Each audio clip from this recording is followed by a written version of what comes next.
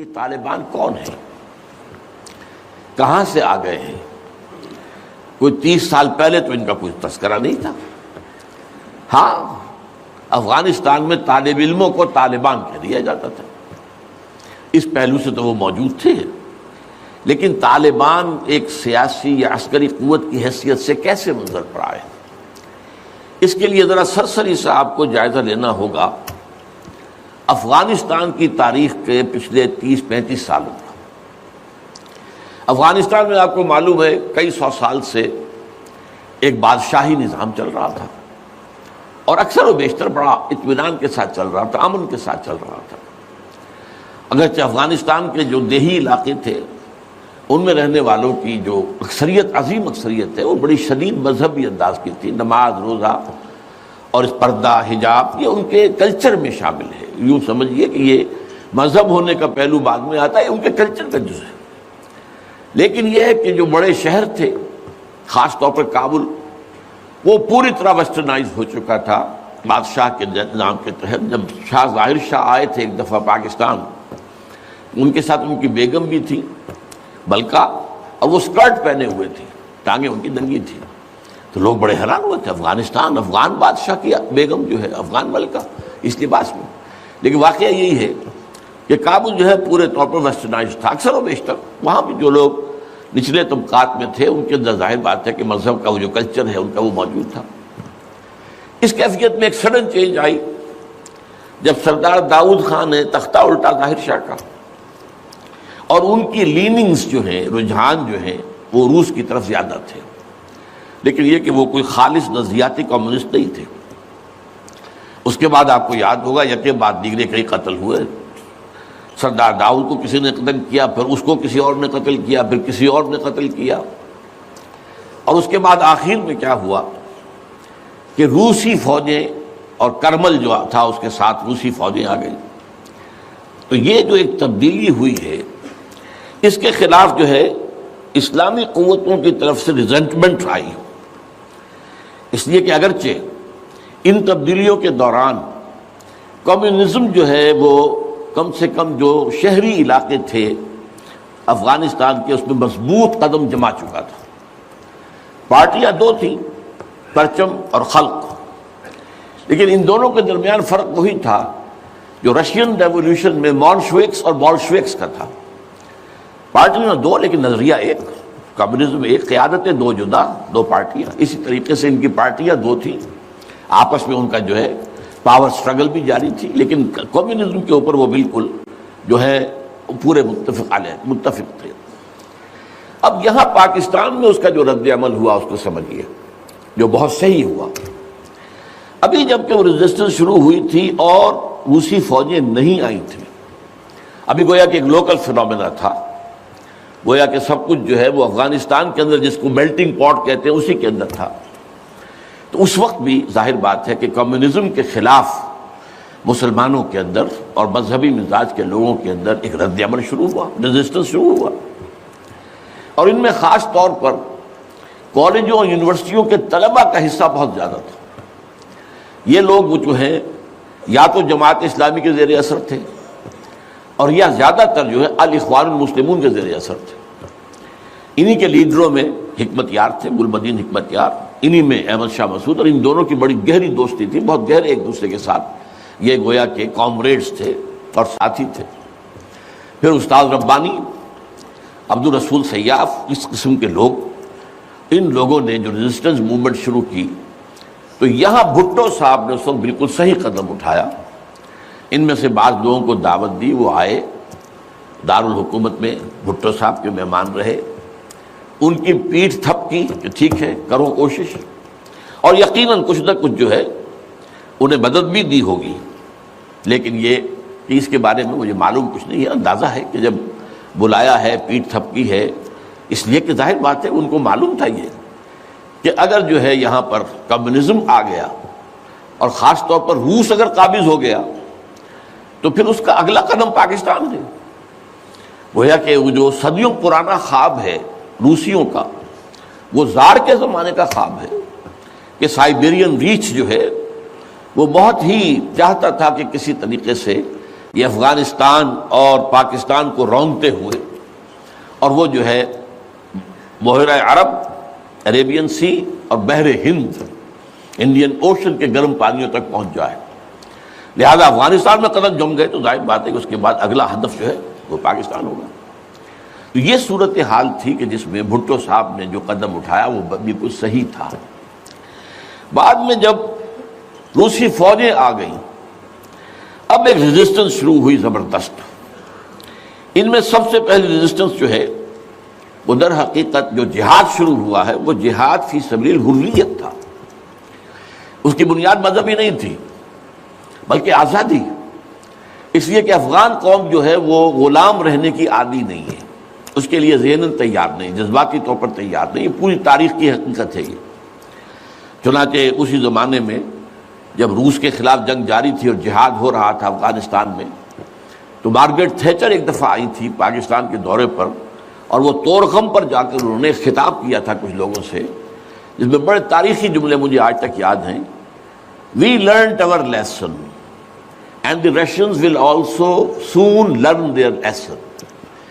افغانستان کے بارے میں ہم نے سبق سیکھ لیا تھا، ہم نے بار بار فوج کشی کی اور فتح کیا، لیکن اپنا قبضہ برقرار نہیں رکھ سکے۔ اسی طریقے سے بالفرض اگر روس نے قبضہ کر بھی لیا تو وہ یہاں رہ نہیں سکے گا۔ یہ سبق جو ہے ہم نے تو سیکھ لیا ہے، روسی بھی سیکھ لیں گے۔ بہرحال اس وقت جو صورتحال پیدا ہوئی اس میں ایک فیکٹر جو نیا آیا اس کو ذہن میں رکھیے۔ اس وقت پورے عالم اسلام میں احیاء اسلام اور نفاذ شریعت کا ایک جذبہ پروان چڑھ رہا تھا۔ یہ جذبہ شروع ہوا ہے کب؟ جب کہ کولونیل رول کا بستر طے ہونا شروع ہوا۔ یہ یورپین جو پاورز تھی انہوں نے اپنا بستر رول کرنا شروع کیا، تو جیسے جیسے مسلمان ممالک آزاد ہوئے ان کو یاد آیا، جیسے آدمی کو نیند سے اٹھے تو یاد آیا کہ میں نے کوئی خواب دیکھا تھا، یاد آیا کہ ہمارا بھی تو ایک نظام ہوتا تھا نا، یہ انگریزوں کے آنے سے پہلے یا ولندیزیوں کے آنے سے پہلے یا فرانسیسیوں کے آنے سے پہلے یا اطالویوں کے آنے سے پہلے یا اسپینیئرز کے آنے سے پہلے، یہ آخر ہمارا ایک نظام تھا، تو اب ہم اس نظام کو دوبارہ قائم کریں۔ یہ ایک جذبہ تھا، اگرچہ مبہم تھا، واضح نہیں تھا، اور یہ کہ آج کے دور میں اسلامی نظام کیا ہوگا، کیسے ہوگا، اس کے کوئی واضح تصورات نہیں تھے، لیکن جذبہ موجود تھا۔ اسی کو علامہ اقبال نے جو ہے ابلیس کی زبان سے کہلوایا ہے، وہ ابلیس کی مجلس شورا میں، کہ ہے اگر کوئی خطر مجھ کو تو اس امت سے ہے، نہ مجھے جمہوریت سے کوئی اندیشہ ہے، ہم نے خود شاہی کو پہنایا جمہوری لباس، یہ تو ہم نے خود ہی اس کو ایک لباس اڑا دیا ہے شاہی کو، اور اسے جمہوریت کا رنگ دے دیا ہے۔ وہ انڈیویجول ساورنٹی کی بجائے ایک پاپولر ساورنٹی، کلیکٹیو ساورنٹی، وہ شرک جو کا تو ہے، کفر جو کا تو ہے، اور نہ مجھے اشتراکیت سے کوئی اندیشہ ہے۔ کب ڈرا سکتے ہیں مجھ کو اشتراکی کوچہ گرد؟ ہاں ہے اگر کوئی خطر مجھ کو تو اس امت سے ہے جس کی خاکستر میں ہے اب تک شرار آرزو۔ یہ جو جذبہ تھا اور یہ جو تڑپ تھی، یہ اگرچہ پورے عالم اسلام میں تھی، لیکن کہیں بھی اس کی کوئی کامیابی کی صورت نظر نہیں آ رہی تھی، جذبہ موجود تھا۔ اس وقت ایسا ہوا کہ جہاد افغانستان کو ایک تو اس جذبے نے سپورٹ کیا، اور یہ جذبہ کھنچ کر آیا کہ شاید ہاں افغانستان کے اندر اب یہ کام عملاً ہو جائے گا۔ اس لیے پوری دنیا سے لوگ آئے، والنٹیئرز آئے، انہوں نے جانیں دی، انہوں نے وہاں پر محنتیں کی، اپنے کوئی انڈونیشیا سے چلا آ رہا ہے، کوئی برما سے چلا آ رہا ہے، کوئی فلسطین سے چلا آ رہا ہے، کوئی فلپائن سے چلا آ رہا ہے، کوئی تھائی لینڈ سے چلا آ رہا ہے، کوئی سعودی عرب سے چلا آ رہا ہے، کوئی مصر سے چلا آ رہا ہے، کوئی لیبیا سے چلا آ رہا ہے، کوئی چچنیا سے چلا آ رہا ہے، یہ سارے لوگ آئے وہاں، اس لیے کہ جذبہ یہ کہا گیا کہ یہ جہاد فی سبیل اللہ ہے۔ میں واضح کر چکا ہوں کہ میرے نزدیک وہ جہاد فی سبیل اللہ نہیں تھا۔ جہاد فی سبیل اللہ کی جو شرائط ہیں وہ یہ ہے کہ پہلے دعوت اور اس میں اتمام حجت، پھر جو دعوت کو قبول کرے انہیں منظم کرنا، ڈسپلن آرگنائزیشن میں لانا، ایک امیر کے تابع ہو کر اس سے بیعت کر کے، اور پھر یہ کہ ان کی تربیت، ان کا تزکیہ یہ ہو کہ دل میں سوائے اللہ کی رضا کے کوئی اور جذبہ باقی نہ رہ جائے۔ یہ مال و دولت دنیا یہ نہیں، کچھ نہیں، نہ حکومت نہ سیادت، صرف اللہ کی رضا، اور یہ کہ جذبہ اتنا ابھر آئے کہ تن من دھن حتیٰ کہ جان دینے کے لیے تیار ہو جائے۔ یہ ساری شرائط ہیں جہاد فی سبیل اللہ کی۔ ظاہر بات ہے کہ وہاں پر تو جو ایک دم حملہ ہو گیا اور دوسری فوجی آ گئے تو نہ ان کاموں کا موقع تھا نہ اس کے لیے وقت تھا، وہ لوگ کھڑے ہو گئے۔ یہ جہاد فی سبیل الحریت تھا، آزادی کا جہاد، اور مسلمان جب آزادی کا جہاد کرتا ہے تو وہ بھی جہاد فی سبیل اللہ ہی کی ایک قسم ہے، جائز جہاد ہے، اس میں جان دینا بھی شہادت ہے۔ اگرچہ وہ جو ایک مثبت جہاد فی سبیل اللہ وہ تو ہمیں سیرت صحابہ اور سیرت النبی صلی اللہ علیہ وسلم میں اس کا پورا نقشہ ملتا ہے۔ بہرحال ایک تو یہ کہ وہ کشش ان کو کھینچ کر لائی، دوسری طرف امریکہ نے وہ یہ چاہتا تھا کہ اسے نظر آ گیا کہ روس سے ایک تو جو بڑا پرانا اکاؤنٹ ہے، یعنی یہ کہ جو ویتنام میں روسیوں کے ہاتھوں شکست کھائی تھی امریکہ نے اور بھاگا تھا وہاں سے، تو گویا کہ اس کا بدلہ لینے کا یہ سنہرا وقت آ گیا ہے، اس سے بھرپور فائدہ اٹھایا جائے۔ اور یہ کہ اگر ہو سکے تو شاید اس حد تک بھی ان کے خیال میں ہو کہ یو ایس ایس آر کو ختم کر دیا جائے۔ میرے خیال میں ایسا نہیں تھا، وہ یہ نہیں سمجھتے تھے کہ یو ایس ایس آر ختم ہو جائے گا،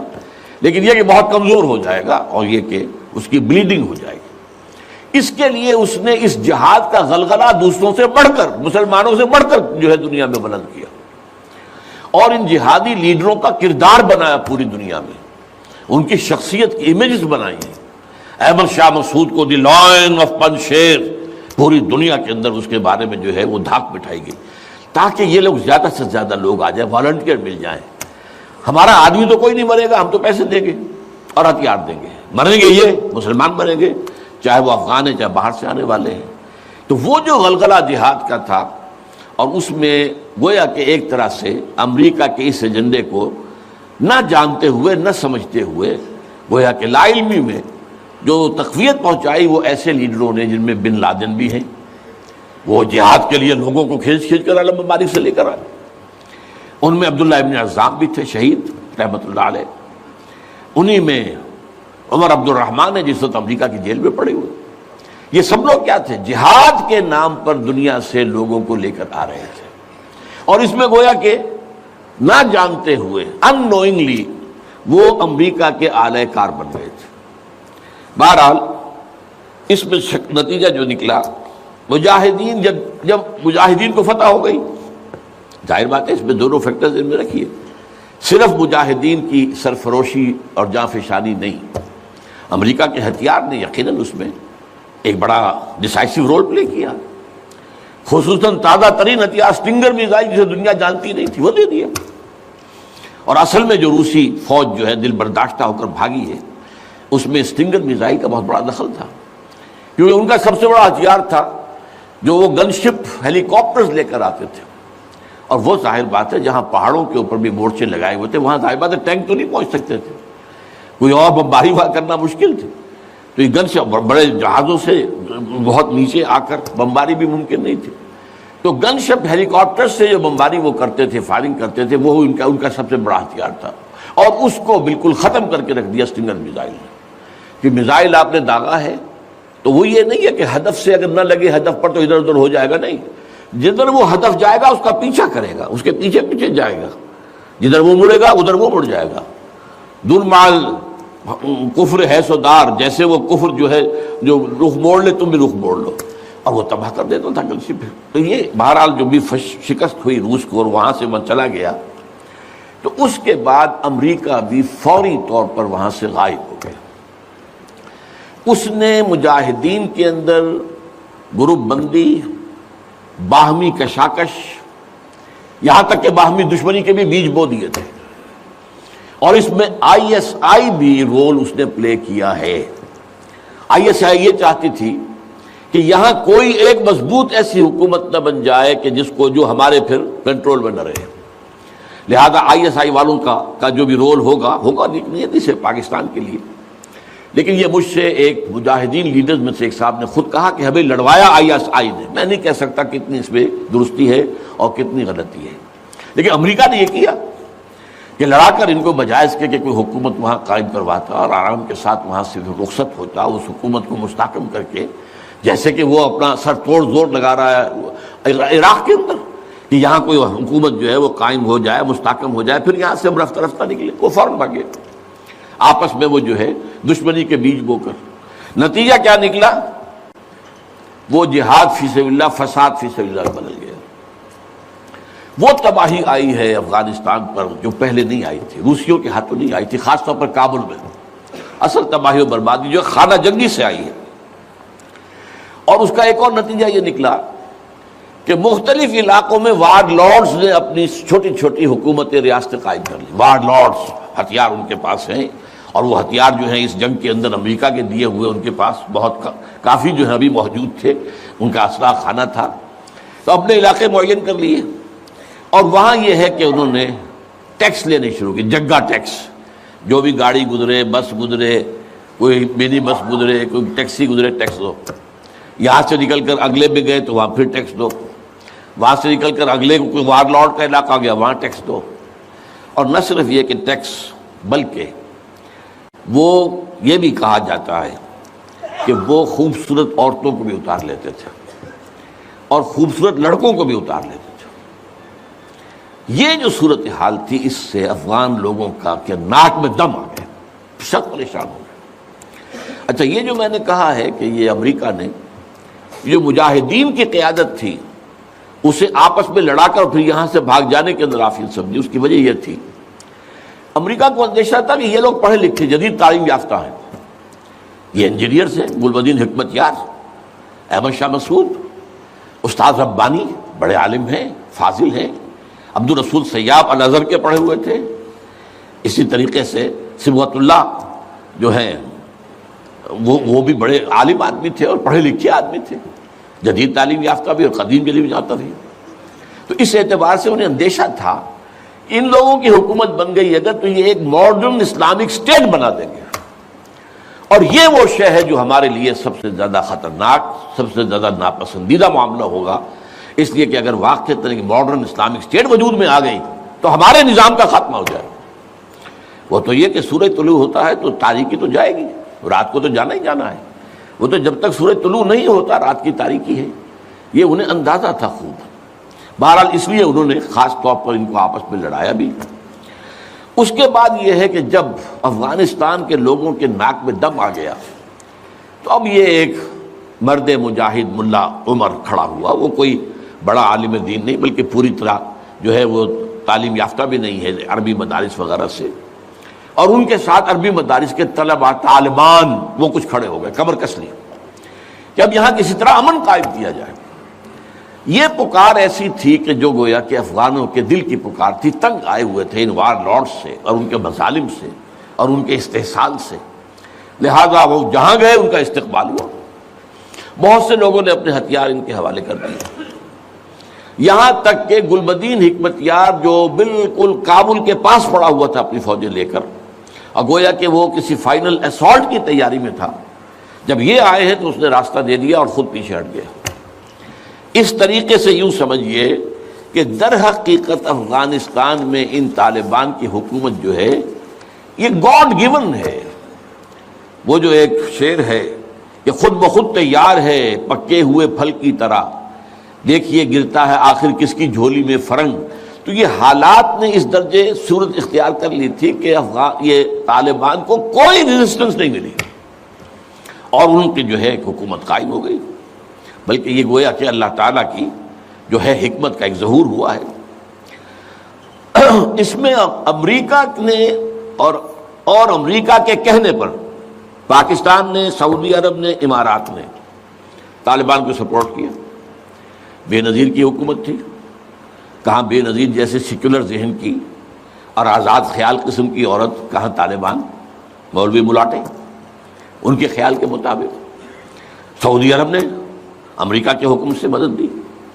امارات نے مدد دی، پاکستان نے تسلیم کر لیا، سعودی عرب نے تسلیم کر لیا اور امارات نے تسلیم کر لیا۔ ان کی جو ہے ایمبیسڈرز وہ آ کر یہاں بیٹھ گئے۔ اس کی وجہ کیا ہے؟ امریکہ سمجھتا تھا یہ ٹھیک نہیں، یہ ملا ملاٹے ہیں، انہیں کوئی دنیا کا کوئی علم ہے نہیں، یہ جانتے ہی نہیں، لہذا ان سے کھیلنا آسان ہے، انہیں ہم اپنی انگلیوں پر نچائیں گے، ان کو کٹ پتلی بنا لیں گے۔ اس پہلو سے انہوں نے کہا کہ یہ اچھا ہے، یہ لوگ اگر آ جائیں تو ٹھیک ہے، وہ خطرہ نہیں ہے کہ یہاں کوئی ایک ایسا اسلامی نظام سامنے آ جائے جو جدید دنیا کے تمام تصورات و تقاضوں کو بھی پورا کرتا ہو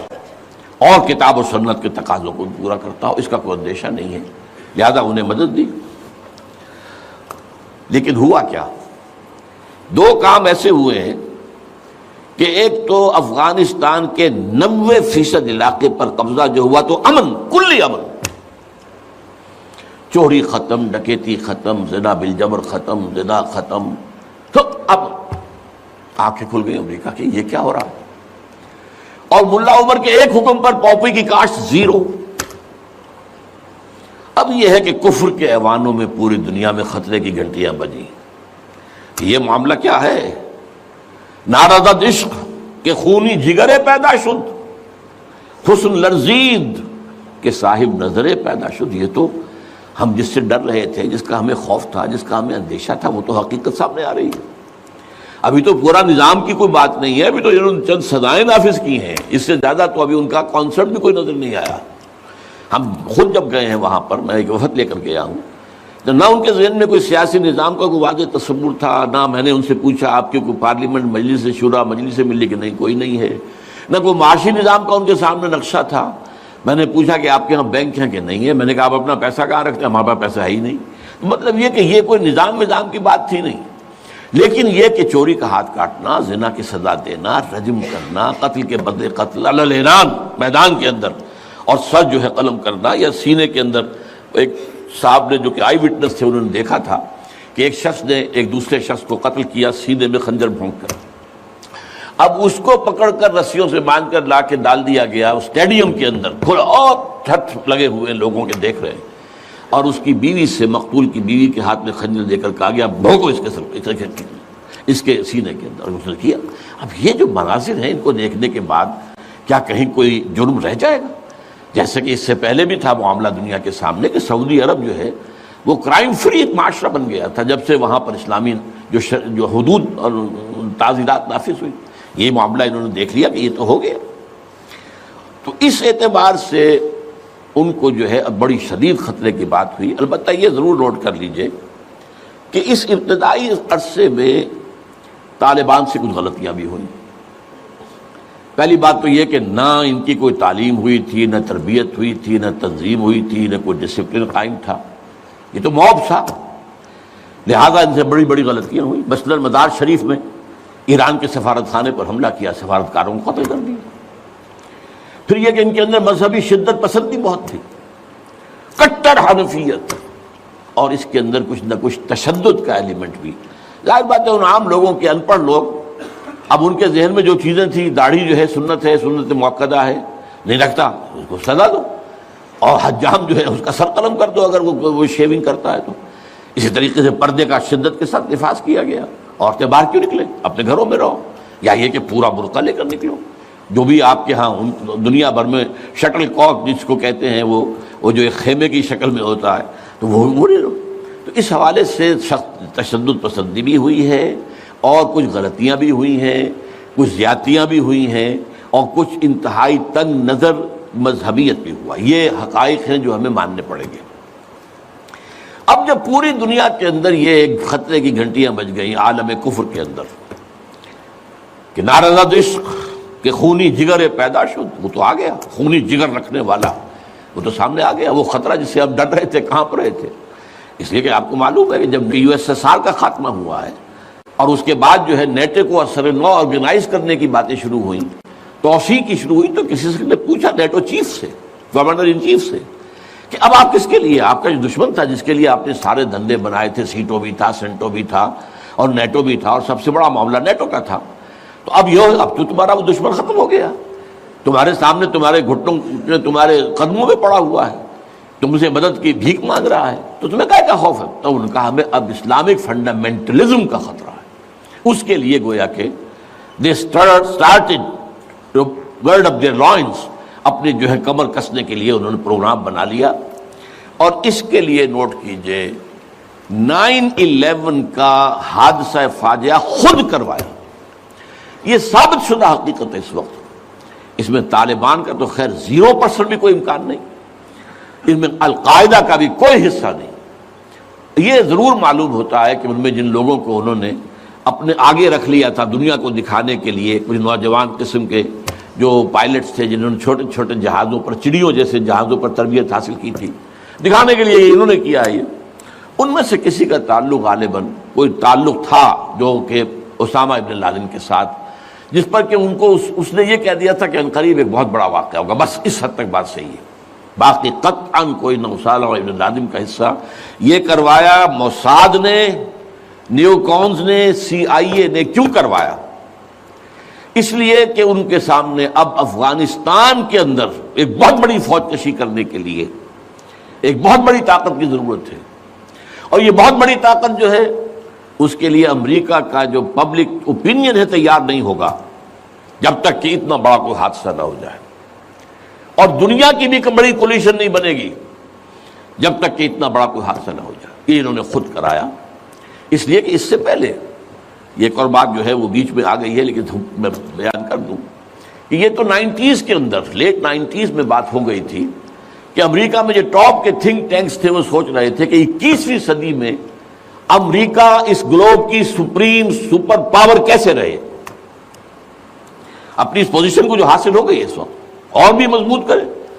ابھی رشیا اور چائنا تو اس کے دائرہ اقتدار سے باہر ہے، ابھی بھارت بھی تقریباً باہر ہے، لیکن آگے بڑھا کر گلوبل پوری طرح، اور کیسے ہو یہ کہ اسے برقرار کیسے رکھے۔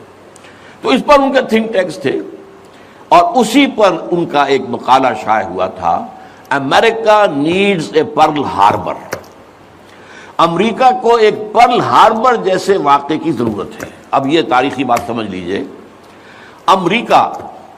دوسری عالمگیر جنگ تک،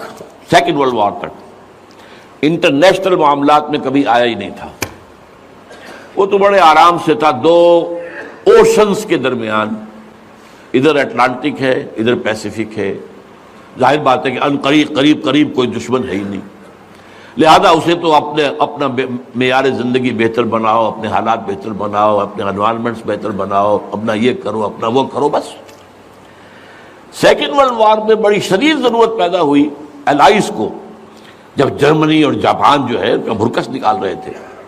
کہ کسی طرح امریکہ کو آمادہ کیا جائے۔ چرچل بھی گیا، اس نے بھی خوشامدیں کی، یہ بھی کہا جان لو اگر ہم ختم ہو گئے تو نیکسٹ باری تمہاری ہوگی، پھر یہ نازی جو ہے تمہیں چھوڑیں گے نہیں۔ پھر بھی وہاں کی پبلک اوپینین جو ہے موبلائز ہونے کو تیار نہیں تھی۔ اب اس کے اوپر ایک کام یہ ہو گیا، جاپانیوں نے بہت بڑا بلنڈر کیا، پرل ہاربر پر، ایک بہت دور دراز کی وہ بندرگاہ تھی جہاں امریکہ کا ایک بہت بڑا جو نیوی کا بیس تھا، اچانک اس پر حملہ کیا، بے شمار ان کے جہاز جو ہے غرق کر دیے، بے شمار لوگ مارے گئے، اور بے شمار لوگ جو ہیں وہ زخمی ہوئے یا یہ کہ معذور ہوئے۔ اس پر غصہ چڑھا ہے امریکہ کو، اور وہ سویا ہوا شیر جاگا ہے، اور اس پر پھر وہ سیکنڈ ورلڈ وار میں آیا میدان میں، اور ظاہر بات ہے کہ جرمنی کو شکست اسی نے دی ہے، اور یہ ہے کہ اسی کی فوجیں تھی کہ جو اتنی ہیں نارمنڈی کے ساحل کے اوپر، اور اس کے بعد جو ہے پاسا پلٹا جنگ کا۔ تو اس اعتبار سے یہ خیال کیا گیا کہ کوئی نہ کوئی پرل ہاربر جیسا حادثہ اگر نہیں ہوگا تو امریکن پبلک اوپینین نہیں کھڑی ہوگی، نہ وہ خرچ جو ہے وہ اس کے لیے منظوری دینے کو تیار ہوں گے۔ آخر billions and billions and billions کا معاملہ ہوتا ہے، یہ کوئی ملینز کا تو نہیں ہوتا، لہذا اس کے لیے ظاہر بات ہے کہ وہ کانگریس اور سینیٹ اور یہ سب جو ہے یہ اگر اس کے لیے منظوری دیں تبھی تو ہوگا نا۔ تو امریکہ نیڈ سے پرل ہاربر، یہ بات ذہن میں رکھیے۔ اس لیے انہوں نے خود وہ پرل ہاربر امریکہ میں کرایا،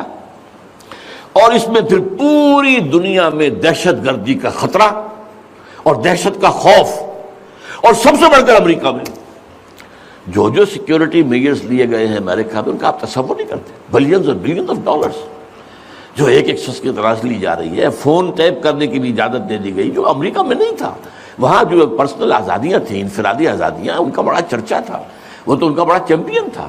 لیکن یہ کہ سارا جو ہے ان کی پرائیویسی کا بھی بیڑا غرق، ان کا یہ سب کچھ، ان کے اوپر پابندیاں، اور جو کچھ بھی باہر سے آنے والے ہیں ان کا جس طریقے سے وہ اپنے ایئرپورٹس کے اوپر جو ہے تقریباً نیم برہنہ کر کے ان کی جو ہے تلاشی لینا، یہ سارا کچھ، اور اس پر جو انہوں نے اپنے پورا نظام بنایا انٹیلیجنس کا اور معلومات پہنچانے کا، اس کے اوپر ان کا بے شمار خرچ ہوا۔ بہرحال اس میں عیسائیوں کی صلیبی جنگ کا جذبہ بھی شامل کر دیا گیا۔ ایک امریکہ کی supreme soul, supreme power on earth ہونے کا مقصد۔ نمبر 2، صلیبی جنگ کا جذبہ سویا ہوا اسے بھی جگایا۔ یہ بش نے بھی کہا تھا، لیکن بعد میں اس نے کہا غلطی ہو گئی، اس نے وہ لفظ واپس لیا تھا، کروسیڈ۔ لیکن یہ ہے کہ فلاڈلفیا، یہ جو امریکہ کا ایک اہم شہر ہے، وہاں سے ایک شائع ہوتا ہے ماہنامہ فلاڈلفیا ٹرمپٹ، اس کے مدیر نے، یہ پروٹیسٹنٹس کا ہے، اور جو ایونجلسٹ کہلاتے ہیں وہاں پر، جو کہ خاص طور پر پرچارک ہیں انجیل کے، یہ ان کا رسالہ ہے۔ اور انہوں نے یہ لکھ دیا تھا، یہ میں نے اپنے 2 کتابچوں میں کور پر شائع کیا ہوا ہے، وہ بہت خوبصورت، کہ ڈوم آف دی راک جو ہے، جو گنبد سقرا ہے، تو اس کے اوپر جو ہے بڑا خوبصورت تصویر دے کر کہ many people think that crusades are a thing of the past, over forever, but they are mistaken۔ تو دنیا میں تیاری ہو رہی ہے لاسٹ کروسیڈ کی، یہ اس کے اپنے الفاظ ہیں، اور یہ پورا ایک مکتبہ فکر ہے، ایک پورا ان کا جو ہے بہت آبادی کے اندر بہت انفلوئنشل حصہ ہے۔ پروٹیسٹنٹ کے اندر خاص طور بیپٹسٹ کے اندر ایونجلسٹ، یہ نیو کونس یا بورن اگین کرسچنز، یہ اصطلاحات جو ہیں اگر آپ پڑھتے ہوں، یہ سب ایک طبقہ ہے جو اصل اعلی کار ہے یہودیوں کا۔ بہرحال تو اس نے صلیبی جنگ کا بھی جذبہ شامل کر دیا، جس کا نتیجہ کیا نکلا؟ تاریخ انسانی کی عظیم ترین کولیشن بنی، کبھی دنیا میں اتنی بڑی کولیشن نہیں بنی جتنی افغانستان کے خلاف بنی۔ امریکہ ہے، یورپ ہے، باقی ساری جو مغربی قوتیں ہیں، اور ادھر یہ ہے کہ رشیا کی بھی آشیرواد حاصل ہے، چائنا کی بھی۔ میں مدینے چلا، میں مدینے چلا، میں مدینے چلا، میں مدینے چلا، میں مدینے چلا، میں مدینے چلا، میں مدینے چلا، پھر کرم ہو گیا، میں مدینے چلا، پھر کرم ہو گیا، میں مدینے چلا، میں مدینے چلا، میں مدینے